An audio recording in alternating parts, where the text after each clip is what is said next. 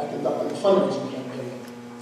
The program involved the school collecting money for over 3 weeks. In 3 weeks' time, Franklin School raised $4,260.42 for Pennies for Patients. We wanted to congratulate Mrs. Schmarek for a job well done, as well as, like I said, the rest of the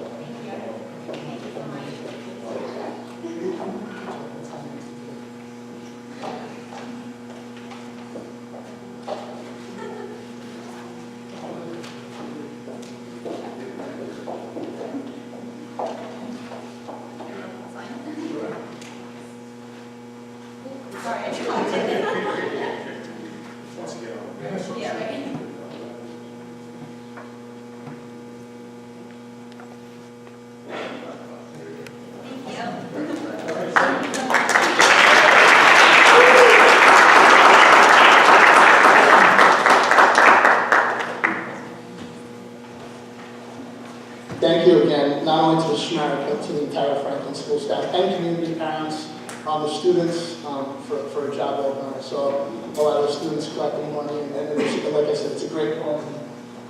Not surprising, because our staff does great things like that. So from there, not to bore anybody, we're going to get into the budget presentation.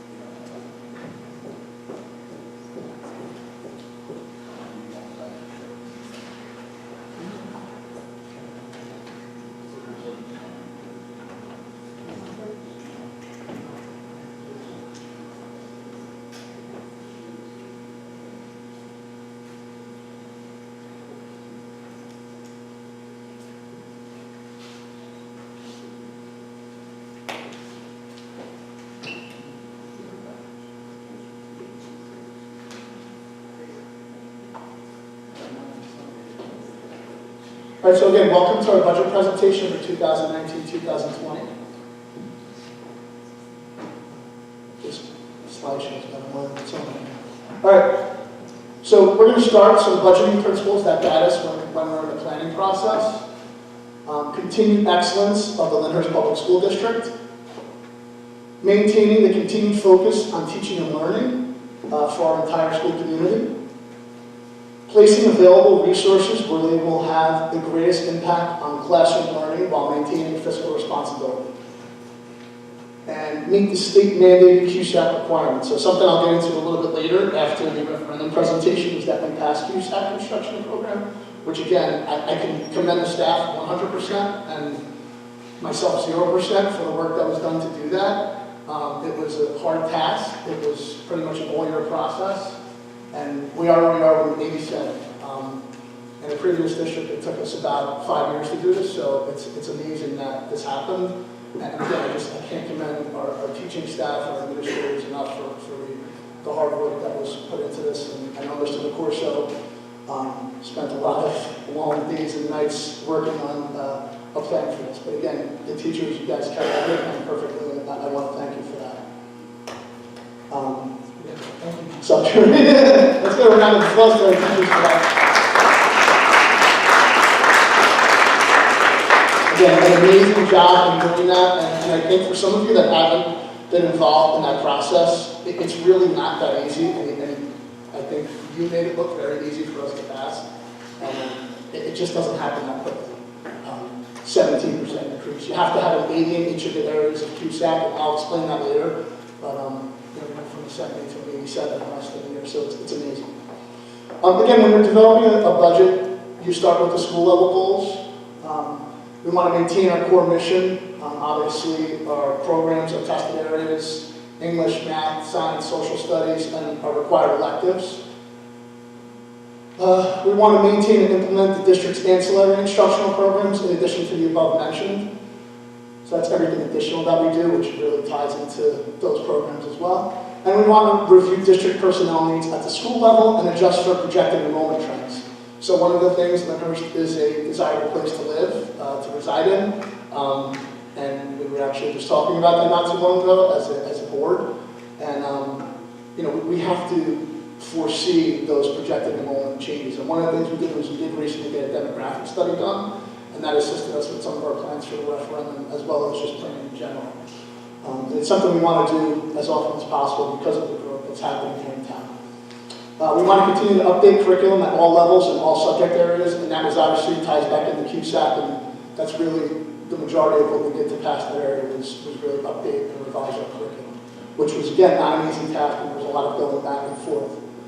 And we want to expand staff knowledge through professional development opportunities. So some of the things that Mr. DeCourse and I have been discussing is, for any new programs we want to implement, is really to take our time, work with our administrative staff and our teaching staff to create committees to discuss doing things like going to other districts where things are already in action, meeting with other teachers and really getting it from that level. Not that a workshop, sitting in a workshop with 50 people sometimes can be great, but actually seeing it hands-on and meeting with that teacher before and after, almost like you would with an administrator if you're having an observation, like a pre-observation, post-observation, kind of doing that in other districts and seeing things in action, regardless of what it may be. Special education goals in the district. We need to provide our students with the required services that they need, and these are some of the services that a student can get. Obviously, there's more than this, but I just tried to break down some of them. Evaluations, occupational therapy, physical therapy, speech services, and medical services. A lot of our evaluations and speech services are done in-house by our own staff, our child study team, and our speech therapists.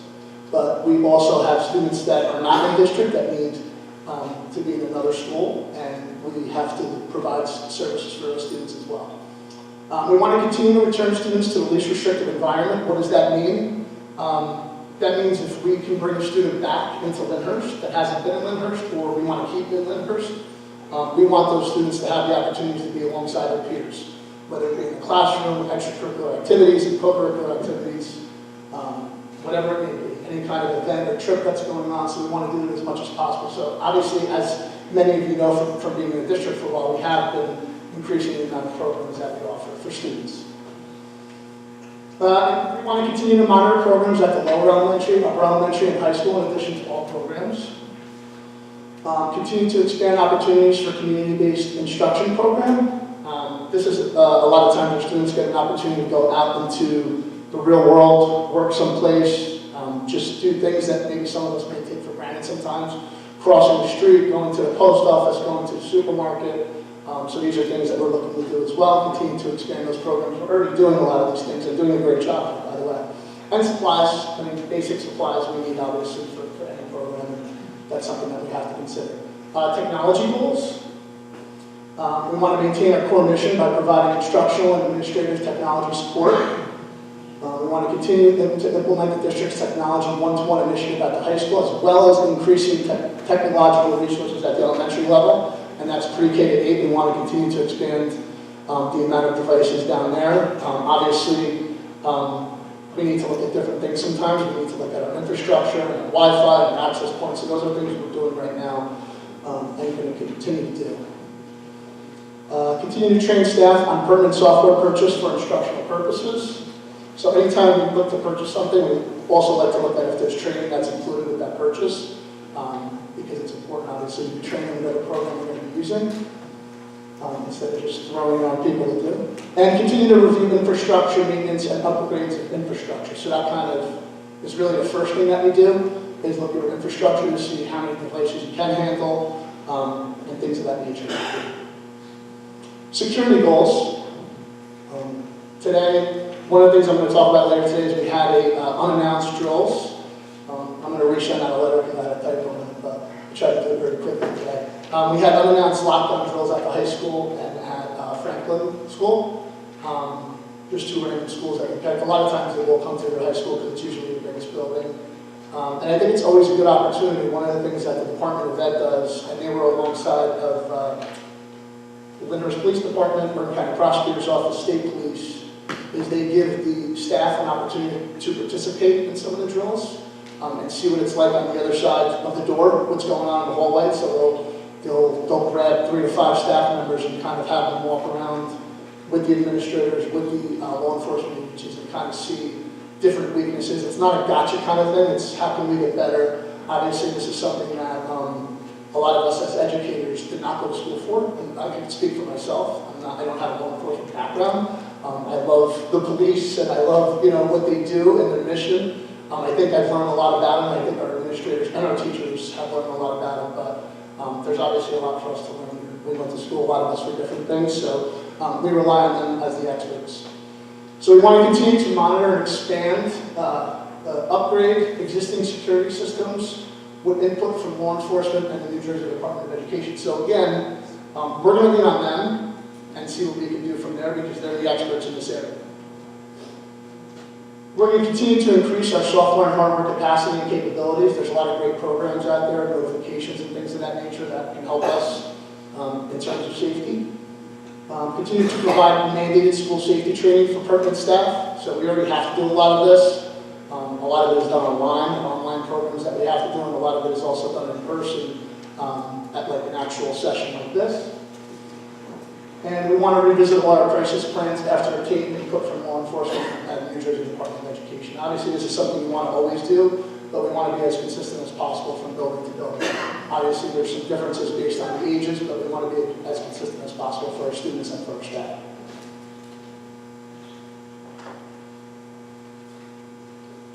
All right, facilities. We want to purchase custodial maintenance supplies and materials.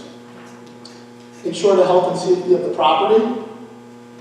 Perform preventative maintenance of the facility. So preventative maintenance is exactly what it is, exactly what it sounds like. You want to make sure that you're taking care, just think of a car. You want to make sure you get your oil change. You want to make sure you do what you have to do every few months or every how many thousand miles to make sure that things are functioning properly. And we need to put a lot of these plans into place, and they have been. So I think we're moving in the right direction. We obviously want to promote district-wide energy and efficiency. I know our business administrator, Mr. Bison, as well as the finance committee, have been looking into a lot of energy-saving options for the district, whether it be for electricity, gas, ongoing facilities assessment to prioritize repairs and upgrades throughout the district. So just like we would do a needs assessment for something instructional, let's say at the K-2 level, or let's say at the high school level, we want to do the same thing with our facilities. What do we need to prioritize? What should take priority in terms of what we have to do first, and what can wait a little bit because we obviously can't do everything at once. All right, let's get into some numbers here. Administrative costs. So the school district projects to spend for 1920 $470 less than the regional limit on a per pupil basis for the 2019-2020 school year. So the regional limit is that area of New Jersey that we're in, the North Jersey area that we're in, and they base this regional limit on the number of schools in that area. So the regional limit is $2,302, and Lyndhurst will be spending $1,832, which is $470 less than the regional limit, and the regional limit is calculated by the New Jersey Department of Education. It's not a number that I just make up. And when we talk, I just wrote some notes here, when we talk about administrative costs, calculation consists of 21 indicators that cover the entire expenditures within the budget, which supports the district's educational efforts. These categories include transportation, special revenues, pension and benefits paid by the state, facilities, including debt service, equipment, total food services, any judgments against the school district, tuition costs for students sent out of district, special education or other programs. The number of sent students is added to the district's enrollment denominator for the per pupil calculation. So it's a calculation that's done by the state, and we're underneath that calculation. All right, our estimated revenues for 2019-2020, there's our tax levy, the general fund, which is $38,800,441. There are transportation fees, year 4 of 5, next year will be year 4 of 5, $150,000. Tuition from other local education agencies. So if we have a student that comes to Lyndhurst from another district and pays to come here, that is the calculation for that one student. It's actually one student. Tuition from individuals, $11,372. That would be any other tuition that's paid for students to come to our school district. State aid, which can include things such as transportation aid, extraordinary aid, special education aid, equalization aid, and security aid, is $2,653,322, and we went up a little bit in terms of the state aid that we received, so that was helpful for the district. How much approximately, Mr. Dice? About $100,000. Yeah, about $100,000 up, which is big. It didn't go down. Some districts, as you may have read in the paper, went down, so it was helpful that it went up a little bit. Fund 20 is our federal and state grants, which is a lot of money. It's $1,123,975. I know Mr. DeCorso, Ms. Gardino helps them with that a little bit. Mrs. Stevens, they all work on these grants, and we try to make sure we allocate the money as best as possible to fund programs that kind of go above and beyond what we normally do. So that's also very helpful, that amount of money that comes in through Fund 20. So one big one used to be called NCLB, No Child Left Behind is now ESSA. IDEA is another one for special education. Those are just some of the grants that we use. Miscellaneous revenue from local sources. This could be any rentals, bank interest, transportation fees, and I think and tuition also from other schools. Federal sources would be Medicaid. That would be semi. That's actually money that we get back. Medicaid is money that we get back for services that go above and beyond what is expected. We get a decent amount of money back for that. We actually do a very good job in that area compared to some other districts our size, and it's actually a lot of work to get that $41,000 back, so it was very helpful. Our budgeted fund balance, $45,650. Debt service tax levy, $754,800. And that leaves us with total revenues of $43,702,141.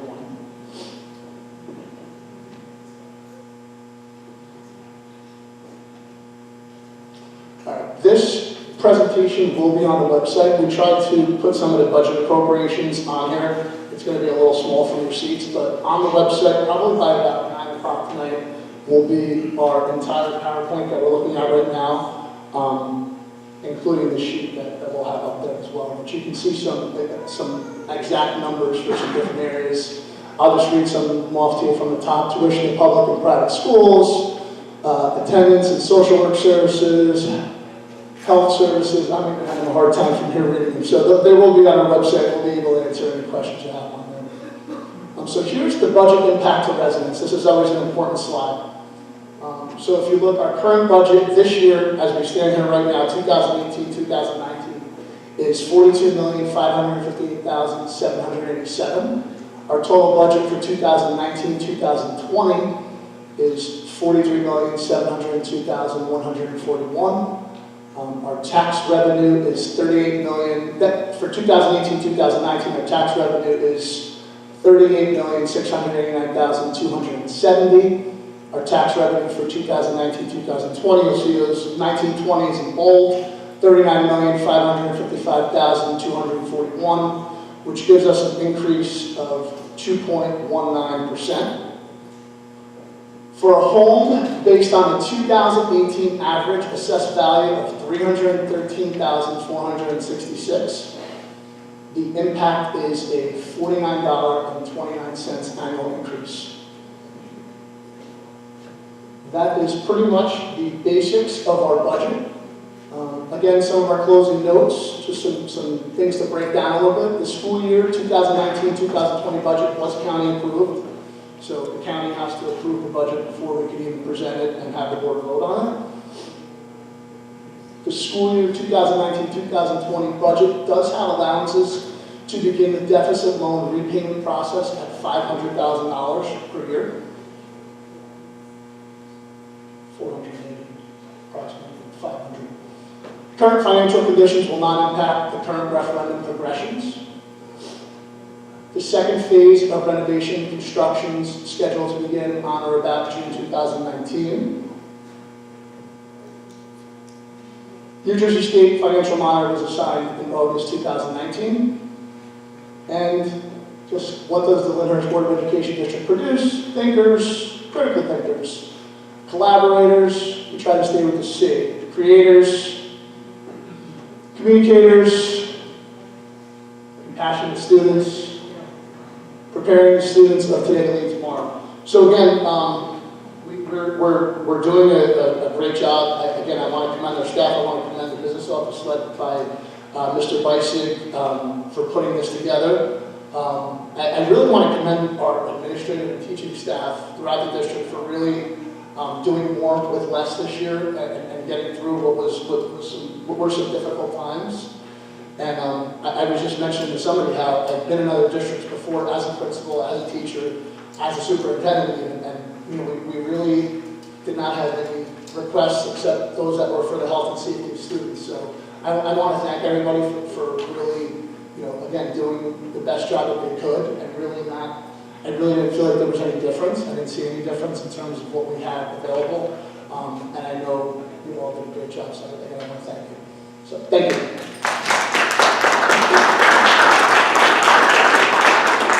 What we're going to do now is we're going to open up to any questions regarding this budget process, the budget presentation, and then we're going to turn it over to the referendum presentation. So we're going to go back up top. If you guys have any questions, we're going to answer those and then get into our referendum presentation.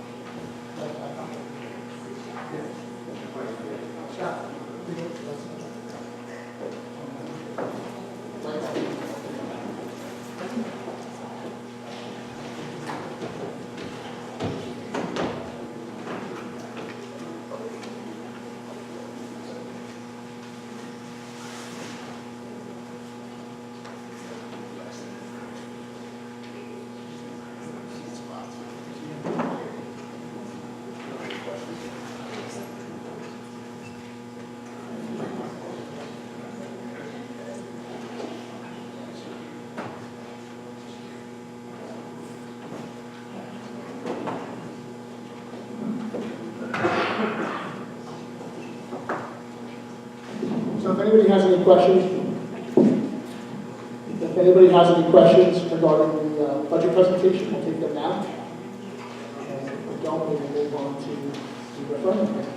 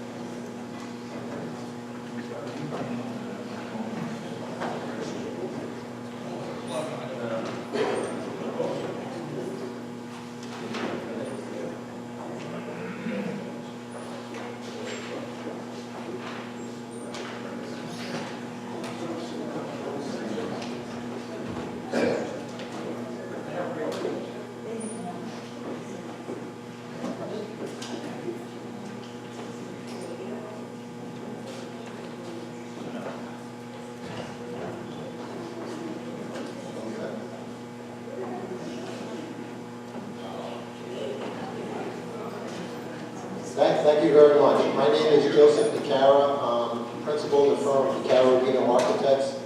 Here with me is Alan Barnett, the project manager, and Eric Ayers is one of our architectural designers. We've been working with the district for several months to review the referendum that was passed and look at the options that were available to the districts to bring the project within the budget that was established in the referendum. So tonight, we're going to look at a few areas. We've been, as I said, we're working with the district. We've developed many options. One, to reduce scope. One way to reduce scope and cost is to reduce square footage.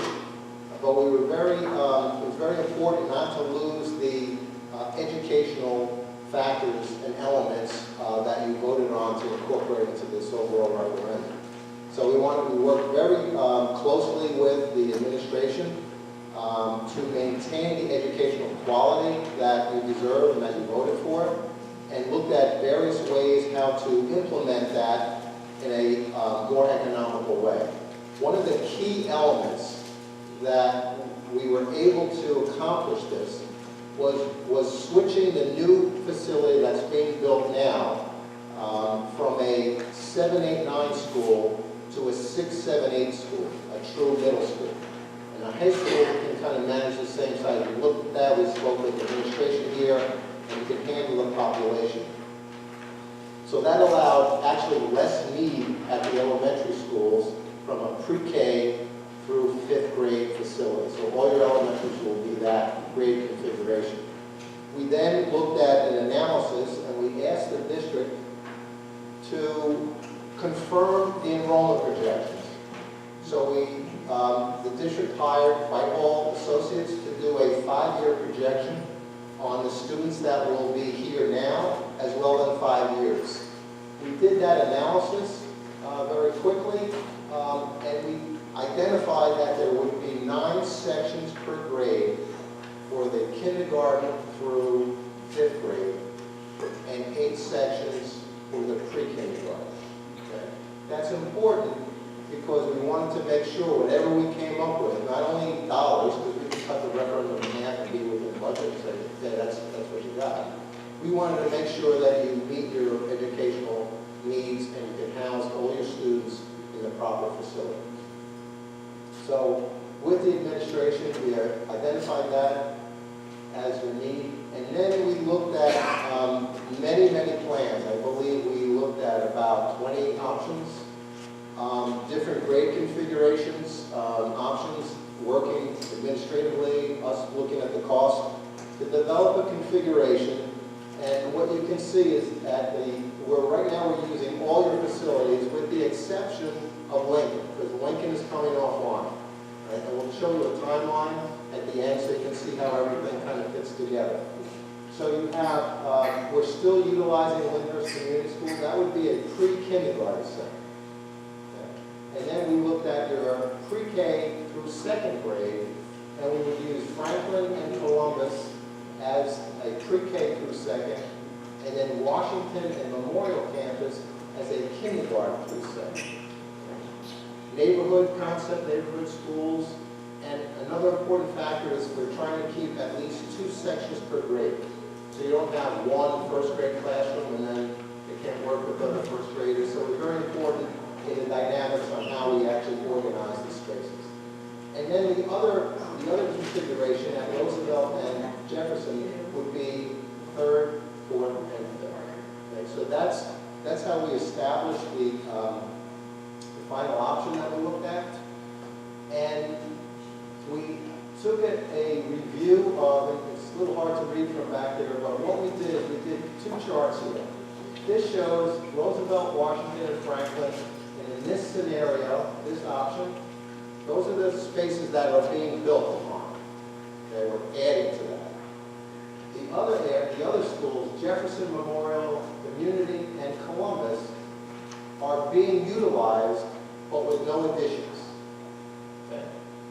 And we are utilizing it, and this is a matrix that has the identification of pre-K and kindergarten, 1st through 5th, small group instruction, special ed, and if there are any other spaces available within the space.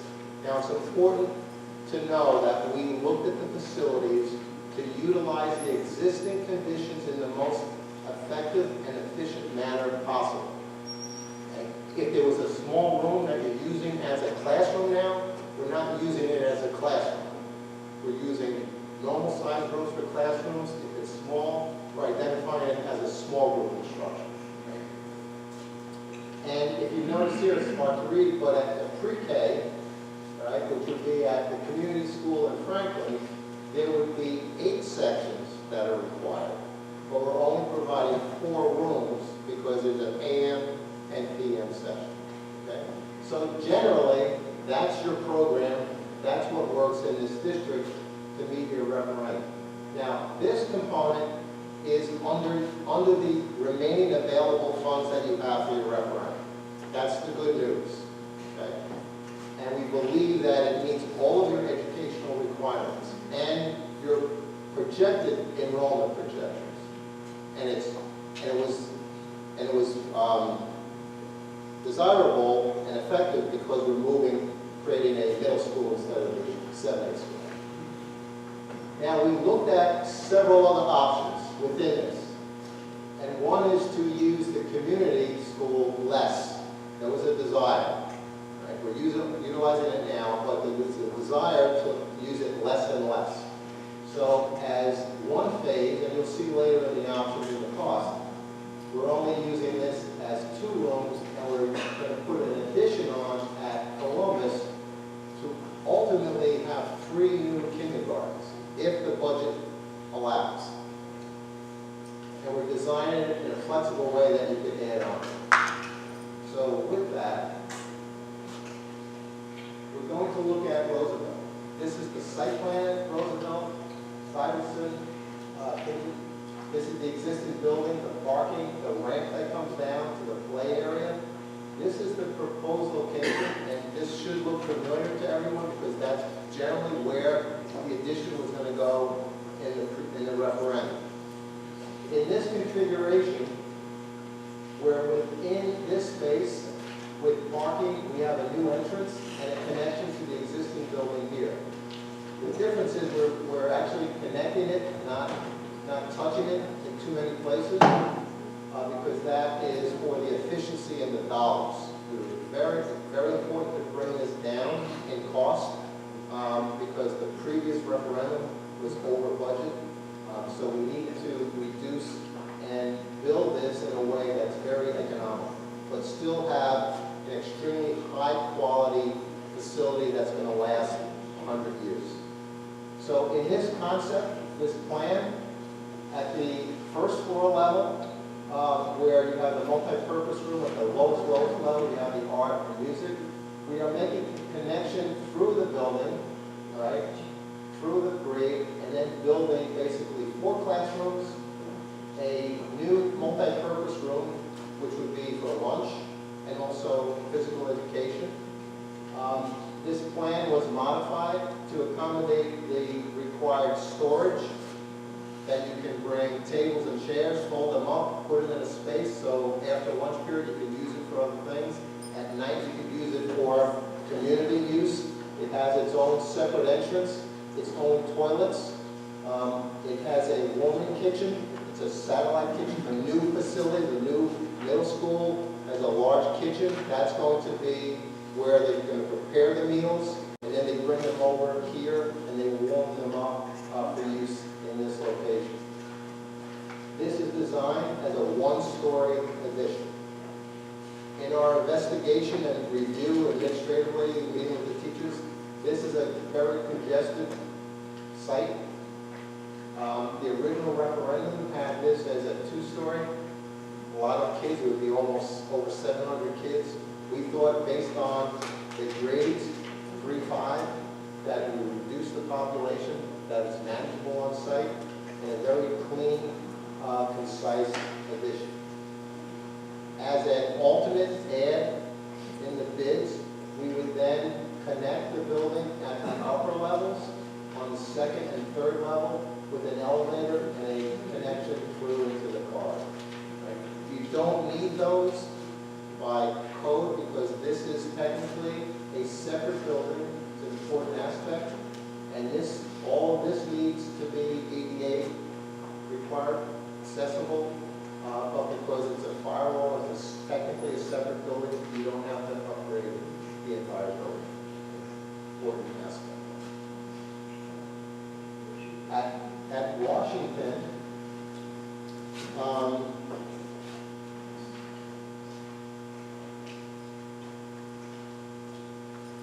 Washington is a kindergarten through 2nd. In the back of the school, you have a retaining wall. So we're making connection link and then putting the proposed addition on a lower play area. Again, try to surgically connect the buildings through this area. And then this addition would be a multi-purpose room, storage, kitchen, entrance, and toilets, and your mechanical license. Right? It's also important to note that every multi-purpose room that's being added to the three facilities are identical in size, parity in all the schools. So we have that addition. On the gray areas, you can see, as with the other school, we've identified what rooms are classrooms, what rooms are SGIs, and what rooms are kindergartens. And the identification of where a kindergarten would go in this facility would be that they have toilets in them now, and they've been used as kindergartens, so they're grandfathered. So we're utilizing them, that you don't need any renovations or additions in that facility. At Franklin, again, the configuration of where you would put the schools. And again, the connection at the first floor. And if you've noticed, the addition between these two schools are identical. The scope was identical. You might as well make them identical, because you get better pricing from a general contractor seeing he's going to get the whole package, that they're the same, and you should get better pricing per square foot. That's the reason why we adjusted that. We've also made modifications that you can close this section of the building off completely in the evening. So you can come in here, park, you have ADA accessibility, entrance, you can use the toilets, use this facility without entering the main building at any time. So it's easier to use for community use at your Again, we're utilizing the rest of the facility in the most efficient manner.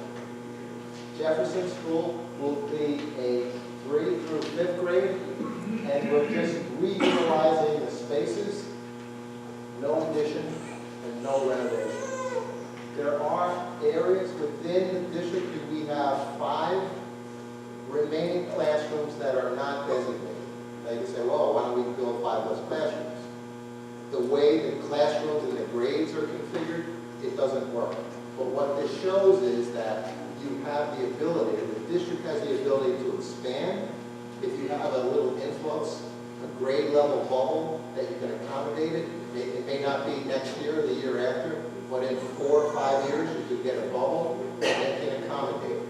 You could use these spaces for other programs that the administration want to have, and you have that flexibility. And at Memorial, again, the same thing, utilizing the existing spaces. Now, at Columbus, we're using Columbus as is.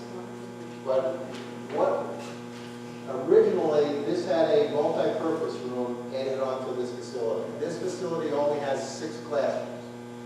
And you're building a multi-purpose room that is almost as large as the entire school. In the review, we identified the need. All right, we took a step back and looked at the need. The administration felt that for this school, especially as a pre-K-2, did not need a multi-purpose room, needed the additional 3 kindergartens. Now, I can tell you that the phase that we just used, the existing building, is under the remaining funds. To build phase 1 and 2 may not be within the budget.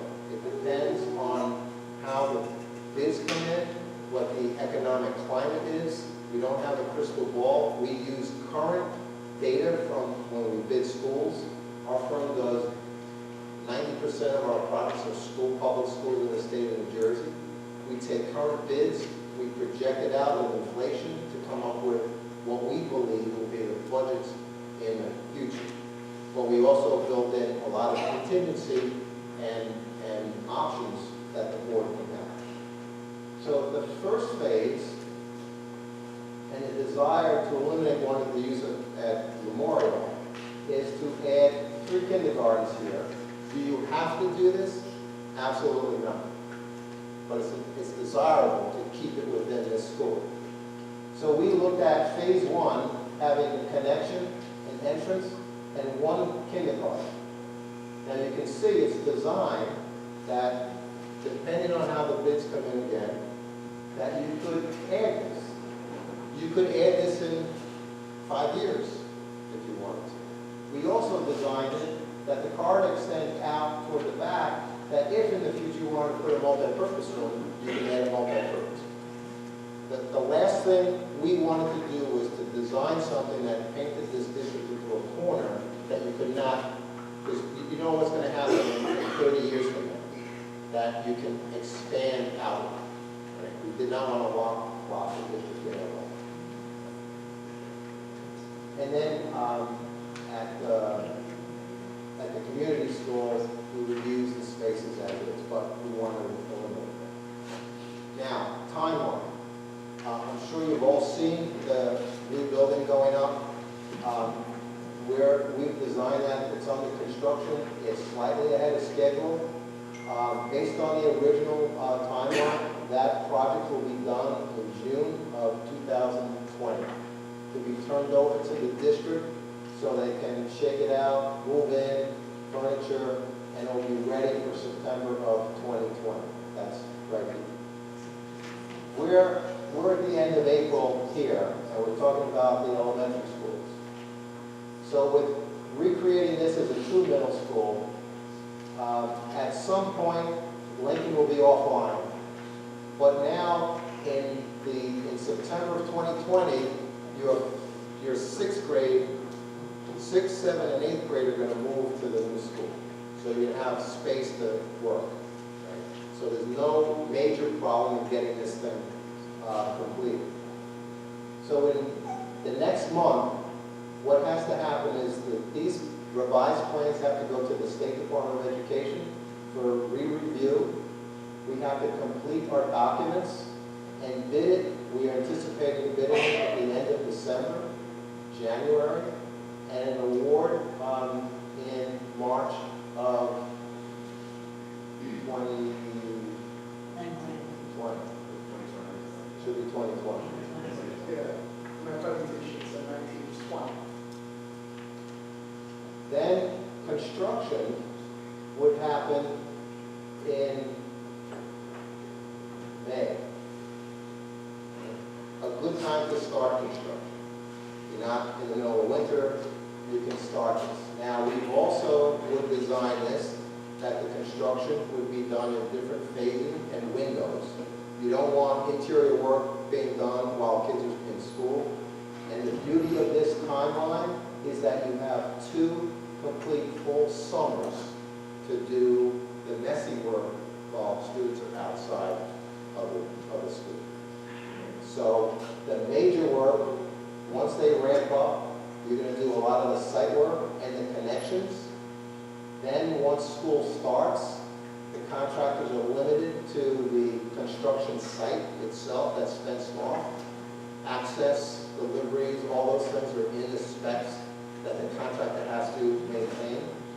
And then you build the building. We have an overall 16-month construction timeline, which is more than enough time, but you want to capture the last summer to do any final times. So you would then have an occupancy of September 2021. So that's the concept, the option that the district is planning on moving forward, and the overall scheme.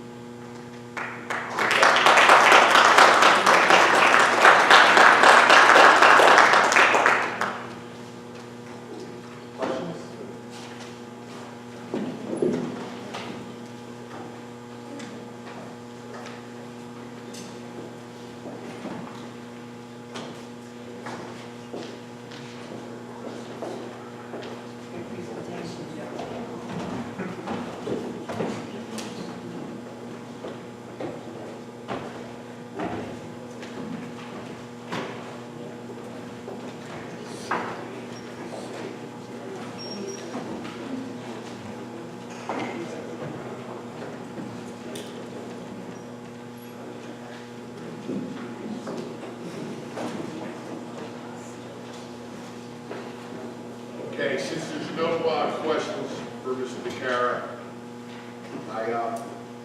is there a motion to approve the minutes from the last meeting? So moved. Second.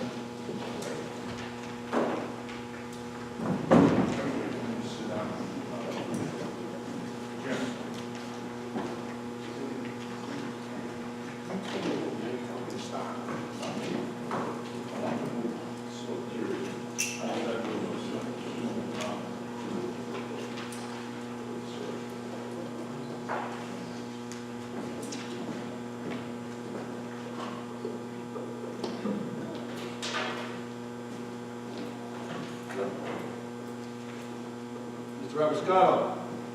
4. Mr. Pizzuti. 4. Ms. Alcieri. 4. Mr. Antonopoulos. 4. Mr. Ferrandino. 4. Mr. Bruno. 4. Mr. Mandola. 4. Mr. Donovan. 4. Public hearing on the agenda.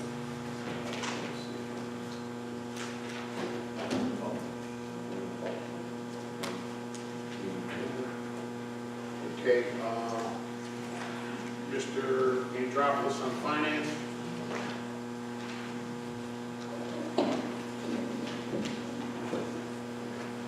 Any board member who takes exception to any of the following listed actions under the category of Finance Committee may so indicate now, and a separate motion for each of the accepted actions shall be entertained.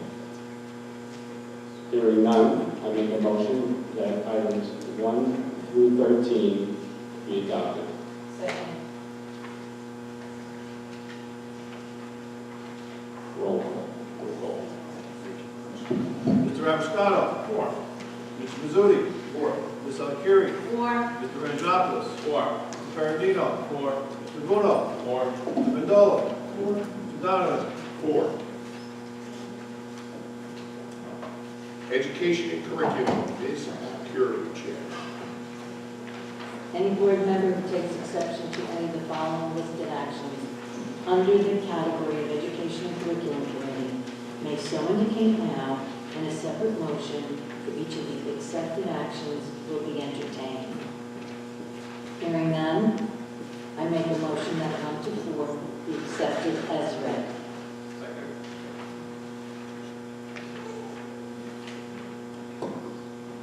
Roll call. Mr. Rappiscato. 4. Mr. Pizzuti. 4. Ms. Alcieri. 4. Mr. Antonopoulos. 4. Mr. Ferrandino. 4. Mr. Bruno. 4. Mr. Mandola. 4. Mr. Donovan. 4. Policies, rules, and regulations that will be made. Any board member who takes exception to any of the following listed actions under the category of policies, rules, and regulations committee may so indicate now, and a separate motion for each of the expected actions will be entertained. Hearing none, I make a motion to accept items 1 through 4. Second. Roll call. Mr. Rappiscato. 4. Mr. Pizzuti. 4. Ms. Alcieri. 4. Mr. Antonopoulos. 4. Mr. Ferrandino. 4. Mr. Bruno. 4. Mr. Mandola. 4. Mr. Donovan. 4. Athletics and student activities, Mr. Bruno. Any board member who takes exception to any of the following listed actions under the category of athletics and student activities committee may so indicate now, and a separate motion for each of the accepted actions will be entertained. Hearing none, I make a motion that 1 and 2 be accepted. Second. Roll call. Mr. Rappiscato. 4. Mr. Pizzuti. 4. Ms. Alcieri. 4. Mr. Antonopoulos. 4. Mr. Ferrandino. 4. Mr. Bruno. 4. Mr. Mandola. 4. Mr. Donovan. 4. New business, Mr. Ferrandino, please. Any board member who takes exception to any of the following listed actions under the category of new business may so indicate now, and a separate motion for each exception action will be entertained. Hearing none, I make a motion to accept items 1 through 6, excluding number 2, which was the health insurance that Tom was talking about earlier today on the table.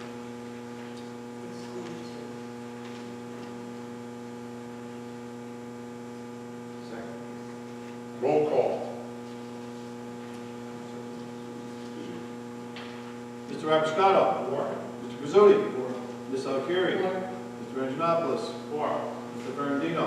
Four. Mr. Vudo. Four. Mr. Vindola. Four. Mr. Donovan. 4. Personnel Committee, Mr. Pizzuti, please.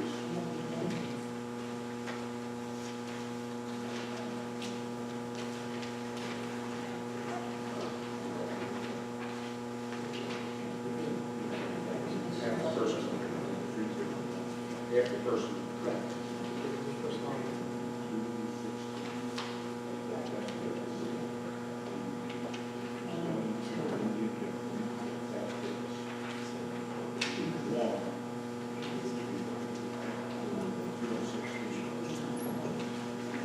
All right, any board member who takes exception to any of the following listed actions under the category of personnel may so indicate now, and a separate motion for each of the accepted actions will be entertained. Hearing none, I make a motion that items 2 through 16 be accepted as read. Second. Roll call. Mr. Rappustato. Four. Mr. Pizzuti. Four. Ms. Alcieri. Four. Mr. Anjanopoulos. Four. Mr. Ferrandino. Four. Mr. Vudo. Abstain. Mr. Vindola. Four. Mr. Donovan. 4.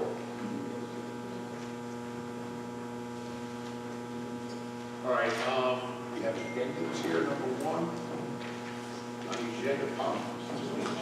Oh, I'm sorry.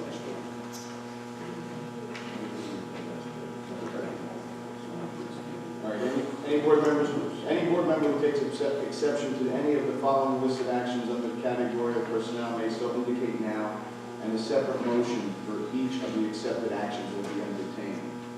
Hearing none, I make a motion to accept the items on the addendum, items number 1 and 2 on the addendum. Second. Roll call. Mr. Rappustato. Four. Mr. Pizzuti. Four. Ms. Alcieri. Four. Mr. Anjanopoulos. Four. Mr. Ferrandino. Four. Mr. Vudo. 4. Mr. Vindola. Four. Mr. Donovan. 4.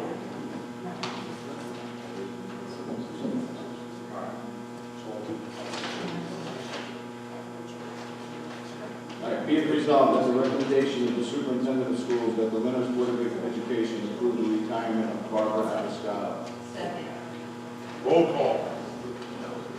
Mr. Rappustato.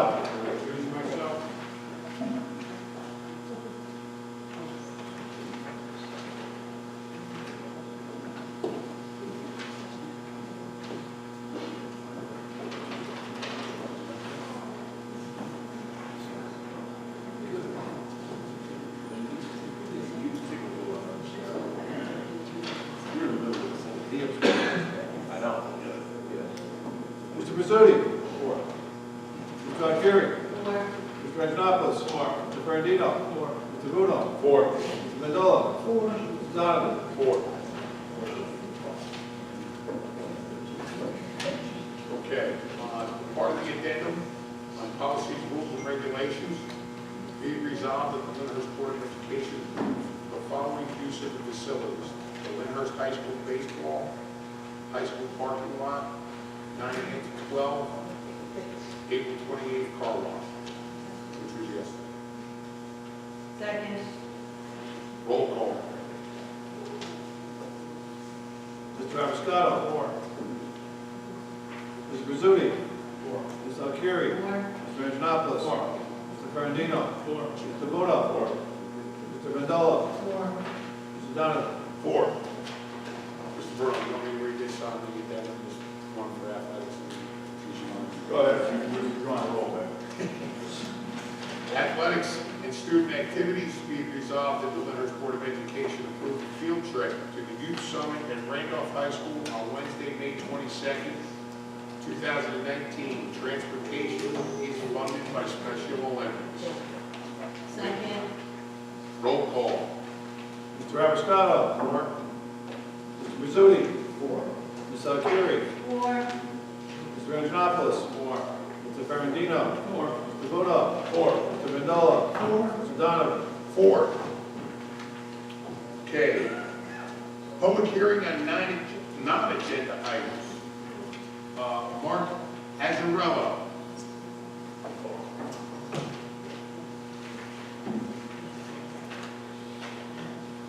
I just speak into this.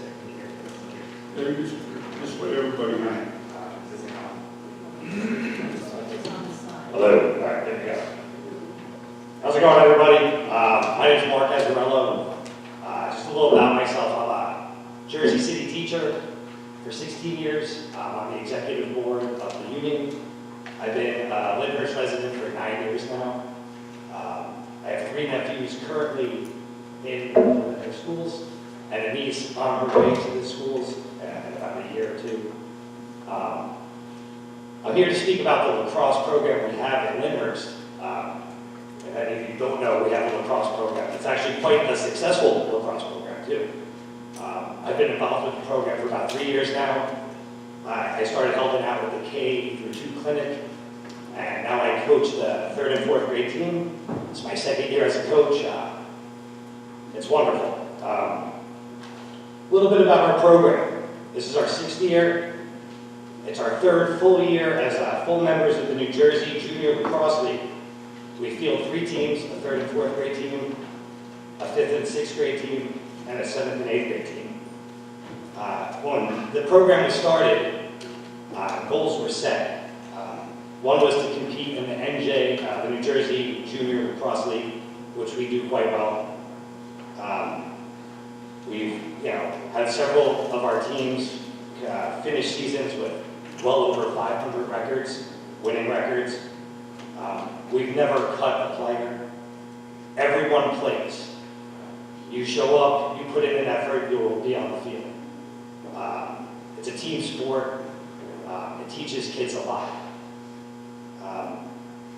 We also wanted to be competitive in tournaments. Last year, our 5th and 6th graders were runners-up in the Battle of the Brook. They lost to a team from Greenwich, Connecticut. If you're not familiar with lacrosse, Greenwich, Connecticut is like a mecca of lacrosse. So for our boys to even compete against them is huge in our 6th year. We also wanted to see some Lyndhurst kids play at college level, and this year we have one playing at Dominican College, and he has 4 starts as a freshman. So our program is developing quite well. Our future goal for the program is to become a feeder program for high schools. Our high school, not other high schools, not private schools, not forcing parents to try to find houses in other towns that have lacrosse programs. We'd like to be a true feeder program to this town. Which brings me to the Route 3 rivalry. I was born and raised in Rutherford, so there's always been a Rutherford Lyndhurst rivalry. This Friday, all 3 of our teams are going to be playing Rutherford at home down at the rec center. This is a really, really special night for our 7th and 8th grade team. They win, we'll bring them to 4-0 in the league and clinch a playoff spot. This past weekend we played Nutley, who's had a pretty good history of lacrosse, and all 3 of our teams notched wins. And our 5th and 6th grade team and our 7th and 8th grade team, they destroyed Nutley. It was quite impressive to watch our boys on the field. Why I'm here tonight is I'd like to invite, I know Mr. Egan's not here anymore, Mr. Grieco, did I say that right, Grieco? The athletic director, I don't know if he's here, Mr. Radigan. He's not here, but I'd like to invite you all and everybody else here, and anybody in the crowd, down to the rec center Friday night to watch our teams play. I think if you don't know lacrosse, once you see it, you'll be impressed. And once you see our boys play, you'll be really impressed. What time is the game? The games start at 6, I believe. I think the 3rd and 4th plays at 6, 5th and 6th plays at 7, and 7th and 8th plays at 8. They're about an hour each. I would suggest at least making it for the 7th and 8th grade team. It's a huge game for them. I guess at 6 years into a program to be as successful as we have, when we look around at other towns, it's pretty impressive. A little bit about lacrosse in North Jersey, just so you know. North Jersey has 24,000 U.S. lacrosse members. It's growing exponentially in our area. There's 2,400 coaches, 450 refs, and 21,000 lacrosse players in just northern Jersey alone. Lacrosse is here. We have kids that love lacrosse. And I'm here to just ask you guys to consider, the possibility of fielding a high school lacrosse team in Lyndhurst in the spring of 2020. I thank you for your time, and I really, really hope to see you there. One thing is, I grew up in a town, I grew up in Rutherford. I was a hockey player. I loved hockey. And it's tough playing a sport that your high school doesn't have and having a love that you're not really able to do. My parents weren't rich, and to play hockey at the time I was a kid, it was a long time ago. It wasn't easy. Club lacrosse is the same way, and I think we owe it to our children to give them the opportunity. Education is great. I'm a teacher. I love what everybody up here does. I know it's a thankless job. You volunteer time. I love hearing about the teachers raising money here. Education is more than just a classroom now. It's music, it's art, it's theater, and it's also sports. And our boys deserve to have a high school program. So thank you for letting me speak tonight. I'm great at it. We have girls in our K1 and 2 program. Oh, sorry, yeah. No, go ahead. We have girls in our K1 and 2 program. We don't have enough right now for a girls team. A lot of our girls, I believe, go and play in Rutherford. Rutherford we take kids in from, I don't know, they go to a club. We take kids in from, like, North Arlington and Kearney to play on our team. So I think they go to another time. Girls lacrosse is also another up-and-coming sport. I would love to see it here too, but one thing at a time. One thing at a time. My niece is in the K1 and 2 clinic. I coach that, and she's ready. She's ready to go. She's got 3 older brothers that love lacrosse that are teaching her to love it too. So I'm all for a girls team as well. So, do you have a question? No. I'm the chairman of the athletic committee, and I can promise you that we will take this up with the athletic committee and with our superintendent and the main man on monitor. But we will be discussing, and I know how big lacrosse is getting. I know how expensive it is. We have a couple of my grandsons, thanks to Donovan, playing in the program, and they love it. So yes, we will look at it with the athletic committee, and we'll get back to it. That'd be awesome. I appreciate it. Okay, thank you. Thank you so much. Have a great night. Now, let me just say this to you. If you don't see us there Friday night, there's a boot. The Hall of Fame committee has a dinner that I know Mr. Greco's going to. I'm going to. So if you don't see us there, don't be discouraged. No problem. And there's a talent show. No problem. We have other games. If you go on Facebook, I've been there, and I will continue to be there. you can check out our schedule. Thank you. No problem. Thank you. The reason why Mr. Bruno can't make it on Friday night is because he's getting inducted into the Lyndhurst Hall of Fame.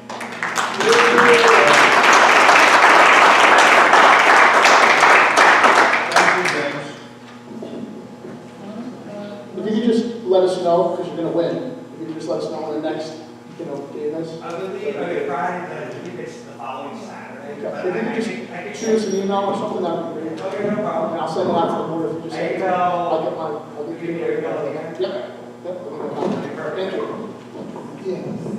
I also wanted to say something about the lacrosse. I remember years ago when I was on the Board of Education, we were trying to bring lacrosse as a sport to the high school. And at the time, the superintendent said, by having lacrosse, it raised the test scores of the school where lacrosse is played. So that's one plus right there, if it's true or not. And the other thing, yeah. And the other thing is it provides scholarships, because I have a friend of mine that daughter just graduated high school. She got a beautiful scholarship at Drew University for lacrosse, so I'm all for it. Thank you. Awesome.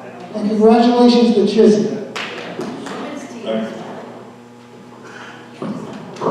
Okay, Boston, it's all yours. Do I have a motion to adjourn this meeting? Can I have a motion?